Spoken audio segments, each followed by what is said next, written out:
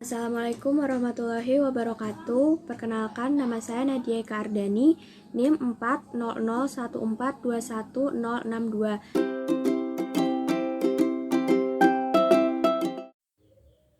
Di video ini saya akan melakukan praktikum kimia dasar 1 mengenai termokimia. Adapun tujuan dari praktikum ini yaitu mengetahui pengaruh perubahan suhu terhadap bentuk energi E pada berbagai jenis benda. Buka laman PET Simulation di Google Chrome.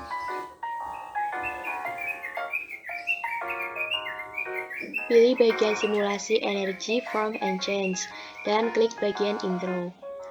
Sebelum memulai praktikum, saya akan menjelaskan alat dan bahan yang digunakan dalam praktikum termokimia kali ini, yaitu ada termometer, balok besi, balok batu bata, tungku, heat controller, air, dan minyak zaitun. Sebelum memulai praktikum, jangan lupa untuk mencentang bagian energi symbols dan link headers. Fungsinya untuk mengetahui jumlah energi yang terlibat dalam proses yang terjadi nanti. Praktikum kali ini merupakan praktikum mengenai termokimia. Termokimia sendiri merupakan ilmu tentang perubahan kalor pada suatu zat yang melibatkan proses kimia dan fisika. Pada termokimia, ada dua hal yang diperhatikan yang menyangkut perpindahan energi, yaitu sistem dan lingkungan. Sistem sendiri adalah segala sesuatu yang menjadi pusat perhatian dan berubah pada proses berlangsung, sedangkan lingkungan merupakan hal-hal yang tidak berubah selama proses berlangsung dan dapat mempengaruhi sistem. Pada praktikum kali ini yang menjadi sistem yaitu adalah balok besi, balok batu bata, air, dan minyak zaitun. Sedangkan yang menjadi lingkungan yaitu tungku, heat controller, dan udara yang ada di lingkungan sekitar. Kegiatan yang pertama yaitu menggunakan besi dan batu bata.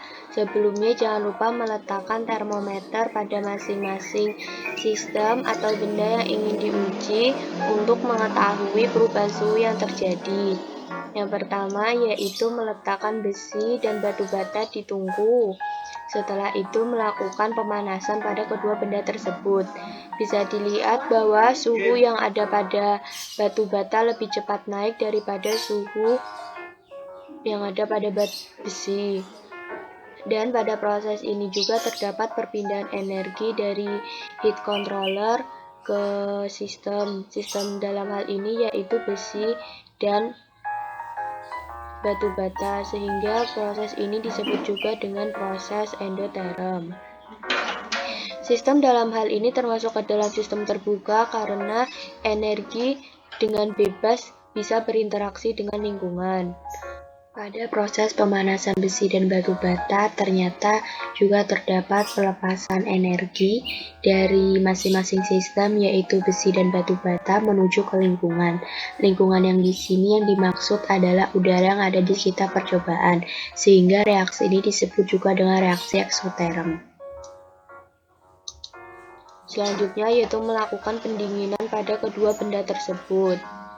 Bisa kita lihat suhu yang ada pada termometer. Suhu yang ada pada termometer batu bata lebih cepat turun daripada suhu besi.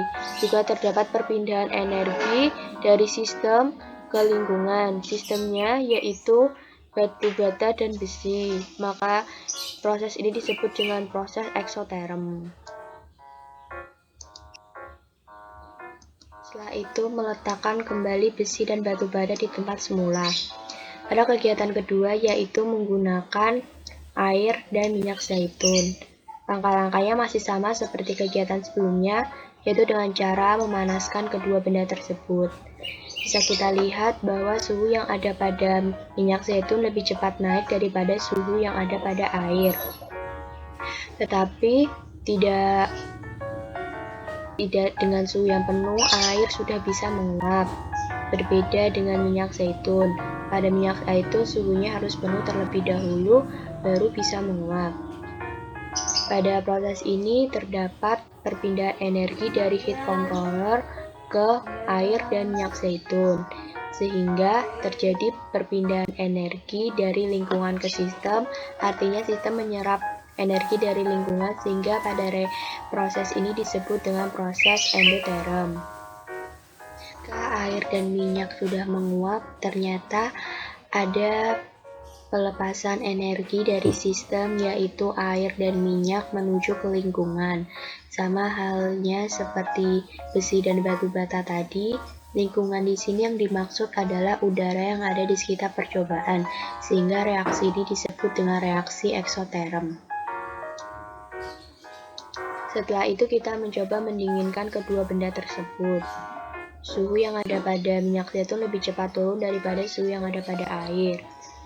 Dan terjadi juga perpindahan energi dari air dan minyak zaitun ke heat controller, sehingga terjadi perpindahan energi dari sistem ke lingkungan. Maka dari itu disebut dengan reaksi eksoterm. Pada proses pemanasan dan pendinginan air dan minyak zaitun ini juga termasuk ke dalam sistem terbuka, karena energi dan zat bisa leluasa atau bebas berinteraksi dengan lingkungan. Setelah itu meletakkan kembali air dan minyak zaitun ke tempat semula.